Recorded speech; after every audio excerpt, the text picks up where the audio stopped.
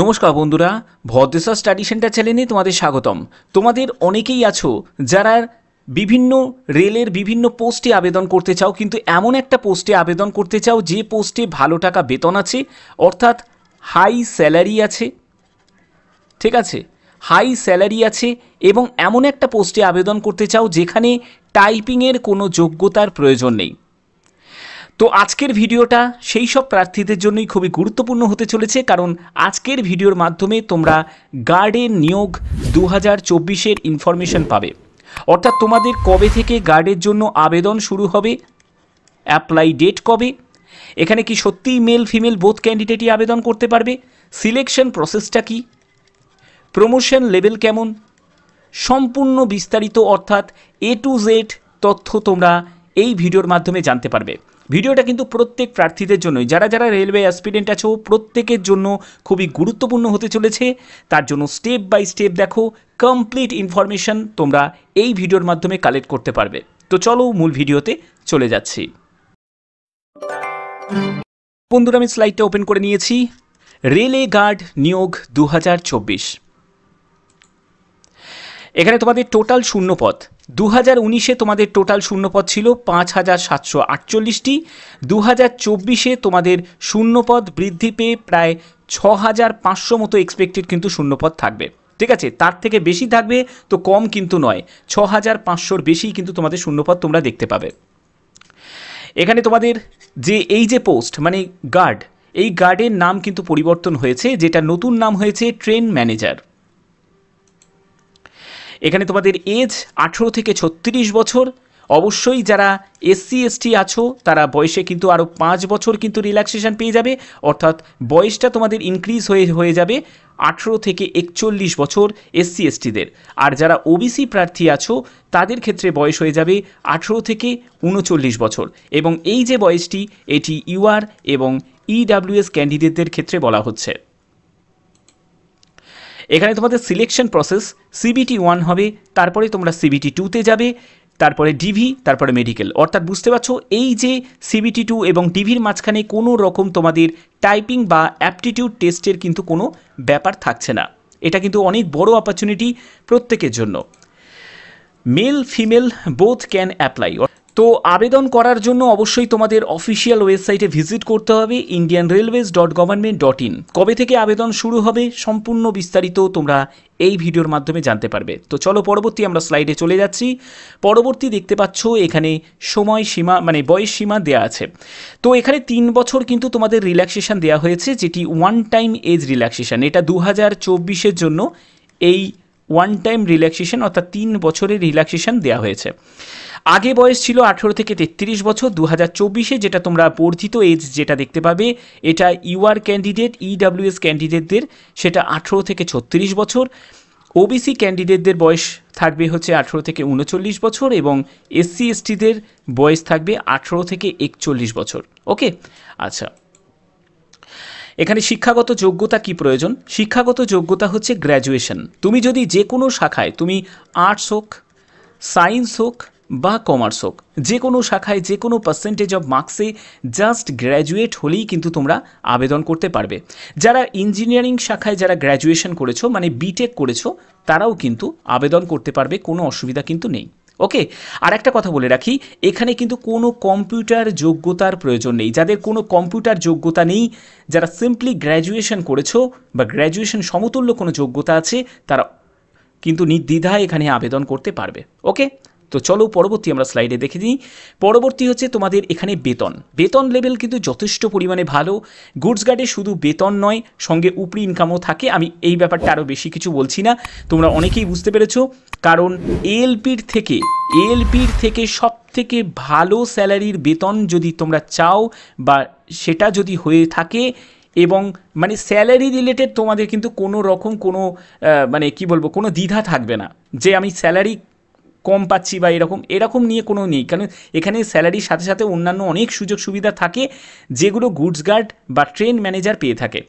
ঠিক আছে, তো এখানে দেখে নাও যে বেসিক পে 29,200 টাকা, তোমাদের ডিএ, ঠিক আছে, dearness allowance currently 50% of basic pay সেটা 14,600 টাকা, ট্র্যাভেল অ্যালাউন্স যেটা আছে সেটা হচ্ছে 2700 টাকা, এইচআরএ যেটা পাবে 2920 টাকা, সব মিলিয়ে প্রায় 49,420 টাকা মতো তোমাদের বেতন থাকবে। বেতন কিন্তু যথেষ্ট পরিমাণে ভালো।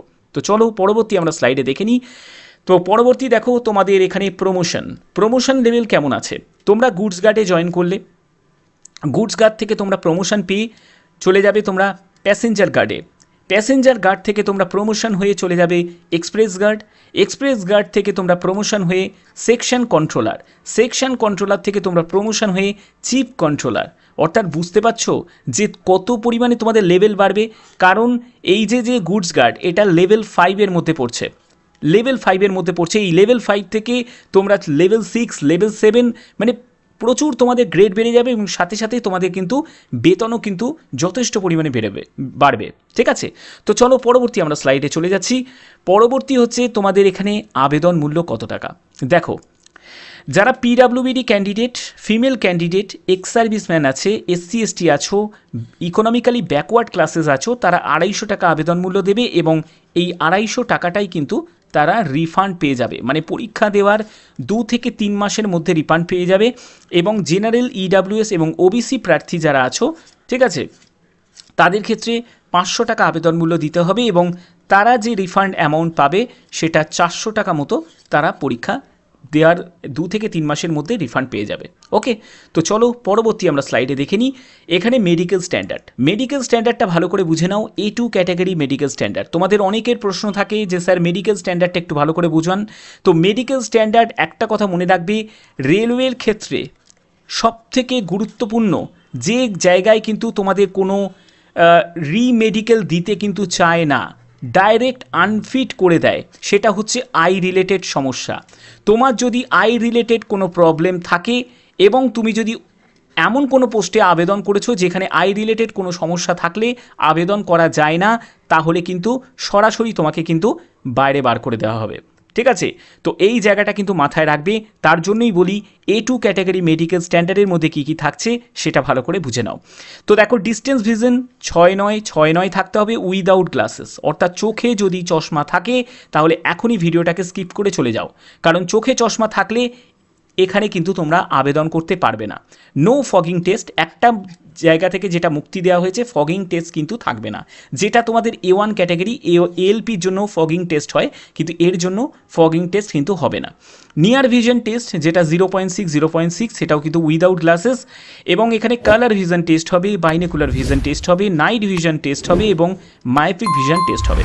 ঠিক আছে, তোমরা যদি এই আই টেস্টের সাথে সাথে যদি অন্যান্য যদি মেডিকেল রিলেটেড এনটিপিসির যদি কমপ্লিট একটা ভিডিও যদি চাও তাহলে প্রত্যেকে কমেন্ট করবে।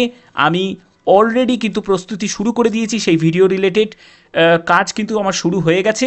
জাস্ট আমি কদিনের মধ্যেই কিন্তু সেটা আপলোড করব। যদি তোমরা চাও, যদি ম্যাক্সিমাম কমেন্ট যদি আসে যে স্যার এই মেডিকেল রিলেটেড আমাদের একটা ভিডিও দিন এনটিপিসির, তাহলে অবশ্যই সেই মেডিকেল রিলেটেড ভিডিওর মধ্যে সিসিটিসিতে কী মেডিকেল থাকবে, তারপরে তোমাদের ক্লারিক্যাল পোস্টে কী মেডিকেল থাকবে, এই সব ভিডিওগুলো কিন্তু তোমাদের আমি দেব। কিন্তু তার আগে যদি ম্যাক্সিমাম কমেন্ট আসে তাহলে কিন্তু সেই ভিডিও তোমাদের আমি দেব। ওকে, তো চলো আমরা পরবর্তী স্লাইডে কী আছে সেটা দেখে নিই। তো পরবর্তী হচ্ছে তোমাদের সিলেকশন প্রসেসের মধ্যে প্রথমত যেটা থাকবে সেটি CBT 1 হবে, তারপরে তোমাদের CBT 2 হবে। কোনো কম্পিউটার বা অ্যাপটিটিউড টেস্ট হবে না, তোমরা ডাইরেক্ট ডকুমেন্ট ভেরিফিকেশান, মেডিকেল এক্সামিনেশানে চলে যাবে। তো চলো পরবর্তী আমরা দেখে নিই। সেখানে CBT 1-এর সিলেবাস যেটা NTPC তো কন্ডাক্ট করে, তো সেক্ষেত্রে CBT 1-এর যে সিলেবাস যেটা থাকবে, জেনারেল অ্যাওয়ারনেস 40 কোশ্চেন 40 মার্কস, ম্যাথামেটিক্সে থাকবে 30 question 30 marks, general intelligence and reasoning থাকবে 30 কোশ্চেন 30 মার্কস। অর্থাৎ 100 কোশ্চেন 100 মার্কসে তোমাদের পরীক্ষা হচ্ছে। সময় যেটা পাবে সেটা 90 মিনিট তোমরা সময় পাবে। অর্থাৎ এই 1.5 ঘন্টার মধ্যে কিন্তু তোমাকে সম্পূর্ণ কিন্তু তোমাকে 100টা কোশ্চেন কিন্তু নামাতে হবে। তার জন্য দরকার রীতিমতো প্র্যাকটিস করতে হবে। ঠিক আছে, 1/3 নেগেটিভ মার্কিং থাকবে, অর্থাৎ 3টে প্রশ্নের ভুলের জন্য প্রাপ্ত নম্বর থেকে 1 নম্বর কাটা যাবে। কোশ্চেন পেপার বাংলাতে পাবে, নির্দ্বিধায় তোমরা আবেদন করবে, বাংলাতে কোশ্চেন পেপার পাবে। ঠিক আছে, চলো পরবর্তী আমরা স্লাইডে চলে যাই। পরবর্তী হচ্ছে CBT2। CBT2 কিন্তু খুব গুরুত্বপূর্ণ, কারণ এই CBT2 এর ভিত্তিতেই কিন্তু তোমাদের ফাইনাল মেরিট কিন্তু তৈরি হবে। মাথায় রাখবে, ফাইনাল মেরিট তৈরি হবে। প্র্যাকটিস কেন দরকার? কারণ দেখো 90 মিনিট সময়, অর্থাৎ সময়টা কিন্তু তাই থাকলো, 1.5 ঘন্টাই সময় থাকলো, কিন্তু তোমাদের নাম্বার অফ কোশ্চেন কিন্তু বেড়ে গেল, মানে 120টা কোশ্চেন হয়ে গেল।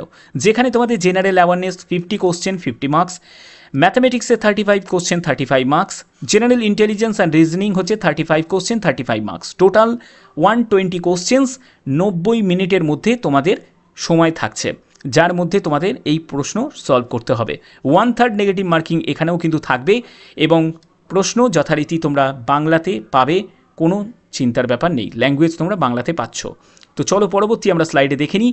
এখানে তোমরা দেখতে পাচ্ছ যে কাট অফ, এটা লেভেল 5-এর যে কাট অফটা গেছিল, CBT2 এর যে কাট অফ, সেটা তোমাদের দেখানো হচ্ছে।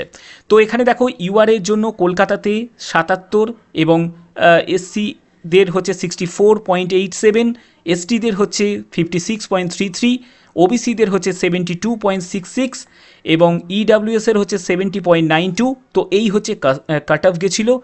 এবং রাঁচি জোনে আমি 2টো জোন শুধুমাত্র দেখালাম, ঠিক আছে। বাদবাকি জোন যদি তোমরা দেখতে চাও তাহলে অবশ্যই তোমরা কমেন্ট করতে পারো, আমি বাদবাকি জোনের একটা আলাদা করে কাট অফ দেখাবো, কারণ এখন তো কাট অফ রিলেটেড কোনো ভিডিও করার কোনো মানেই হয় না।